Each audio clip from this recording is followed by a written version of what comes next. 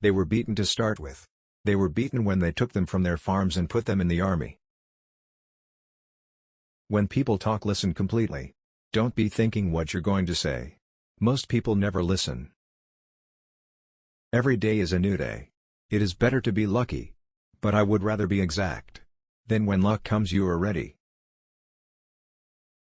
If the others heard me talking out loud they would think that I am crazy. But since I am not crazy, I do not care. I had an inheritance from my father, it was the moon and the sun. And though I roam all over the world, the spending of it's never done. So now do not worry, take what you have, and do your work and you will have a long life and a very merry one. There is a hollow empty feeling that a man can have when he is waked too early in the morning that is almost like the feeling of disaster, and he had this multiplied 1,000 times. Never think that war, no matter how necessary nor how justified, is not a crime. Ask the infantry and ask the dead. You have never heard me talk much. But an intelligent man is sometimes forced to be drunk to spend his time with fools. He did not care for the lying at first. He hated it.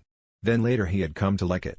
It was part of being an insider, but it was a very corrupting business. I looked at myself in the mirror of the big armoire beside the bed, of all the ways to be wounded. I suppose it was funny. Belmonte was no longer well enough. He no longer had his greatest moments in the bullring.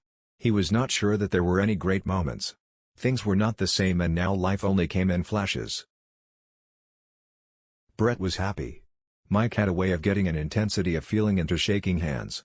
Robert Cohn shook hands because we were back. As I went downstairs I heard Bill singing, "Irony and Pity." When you're feeling, oh, give them irony and give them pity.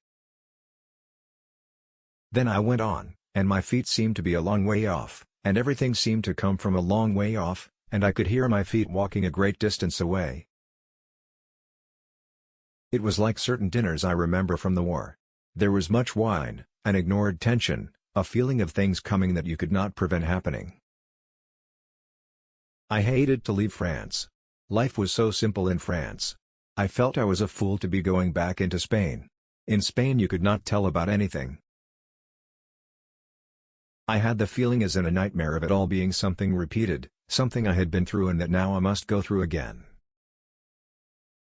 I looked at myself in the mirror of the big armoire beside the bed, of all the ways to be wounded. I suppose it was funny. "Oh darling," Brett said, "I'm so miserable.